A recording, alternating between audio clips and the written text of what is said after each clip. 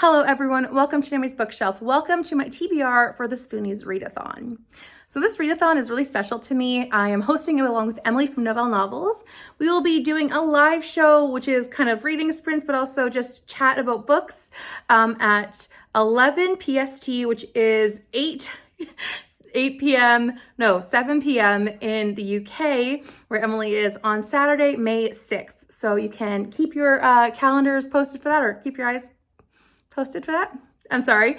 And yeah, we'll be doing a live show. If you want to join us, just send us a message and we'll see if it works out. So here's my TBR. We're going to go over the different prompts and what they work with. I feel like a good TBR, one I'm happy with, although this is, if you know me, subject to change. So let's get into it.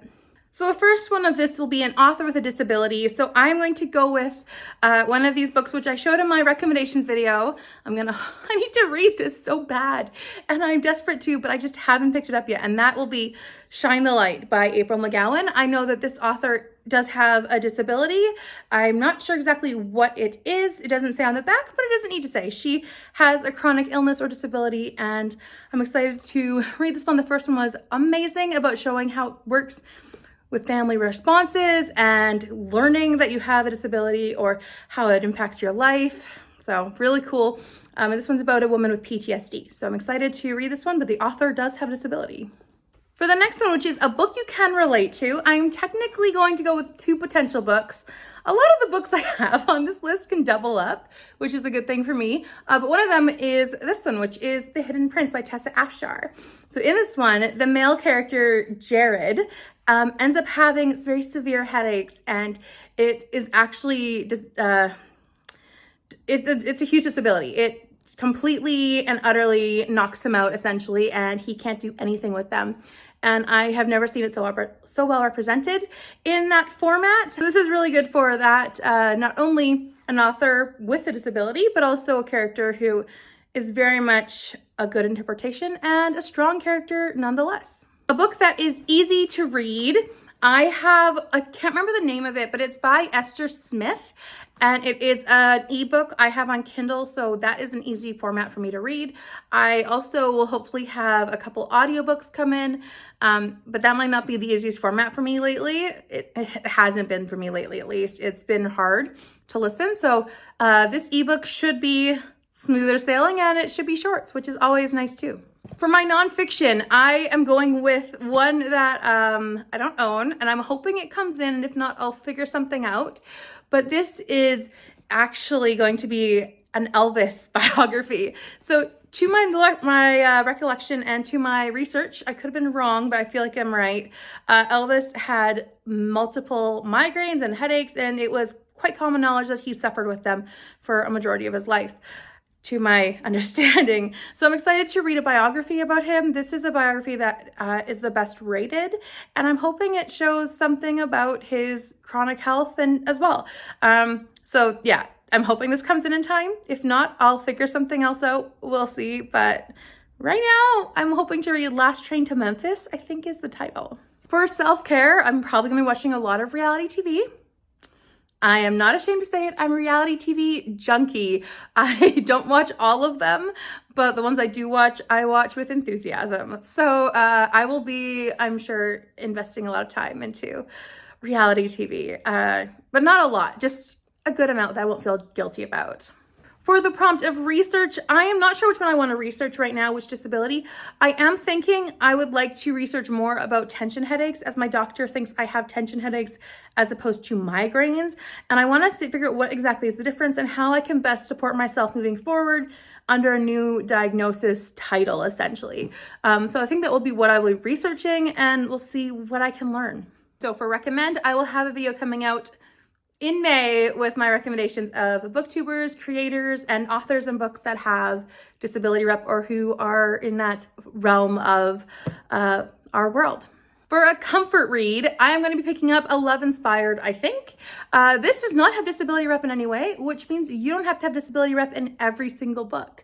But I find these super easy to read. I read them in like an hour, and they're just sweet and like candy sweet and wholesome and just super easy. So this will be a comfort read, something I can easily pick up and go with. And that is a comfort read for me, something simple.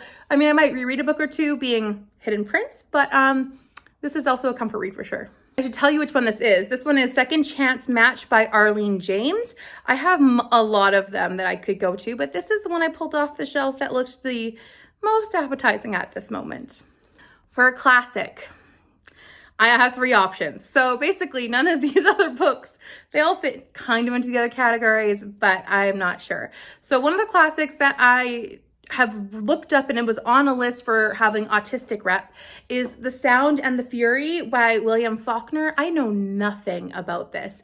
I picked it up. There's a quote from Shakespeare at the very top of the summary, and that's it.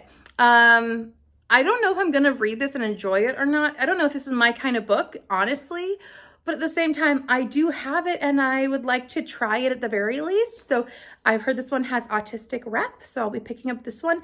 And it looks like nonverbal autistic rep too. So I'm not sure how well it'll be portrayed or how well it'll be responded to in the book. We'll see. Another one would be my Agatha Christie. This one is Mrs. McGinty's Dead. This is my May book. Now, I'm not sure if people will say that Hercule Poirot has OCD. Some people do, some people say he doesn't.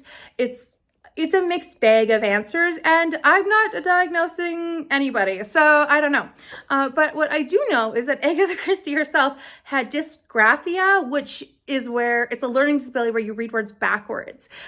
So she is an author with a disability, a learning disability. So I will be putting this one on my to-read list for sure, but this is a modern classic, so I'm gonna count that. I'm not sure. And then my last one is actually an Ella Montgomery. Ella Montgomery struggled a lot with mental health. I think that was her struggles. I forgot to look it up before I started filming, but I know that Ella Montgomery fits in this category of an author with a disability, and this is also a classic. So I figured I would shout that out in case anyone is questioning a classic. This is a good one. Well, she's a good author. I haven't read The Blue Castle, but I will hopefully read this one, or Story Girl, or Emily of New Moon, which I own, and I cannot see exactly, but I found this one. So yeah, I have a good variety. That's my TBR for the Spoonies Readathon. I am really excited about my selection, and I am excited to find more and more options out there. I'm hoping to also just kind of browse through what I own and what I can use to, I don't know, supplement the different areas. I am definitely back into reading, which is wonderful, but I'm not overkilling. I'm not gonna overshoot myself. I'm sorry. Apparently English escapes me when I go on camera. But yes, I'm excited. So let me know down below what your TBR will be. If you have any books that you've selected or any authors that you're just gonna browse through, I'd love to know what kind of books you're picking out for that. Just in case you need a refresher, it happens the whole month of May, so you have 31 full days to read whatever you want, however much you want, and it's gonna be awesome. So I hope that you will join us and let us know what you're reading and show up for the live stream.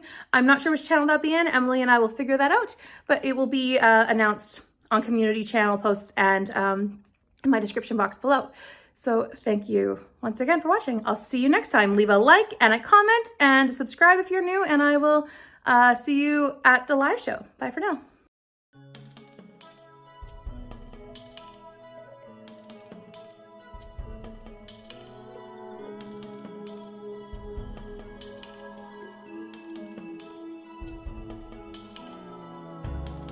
In a house that I don't know, I want to leave, no place to go.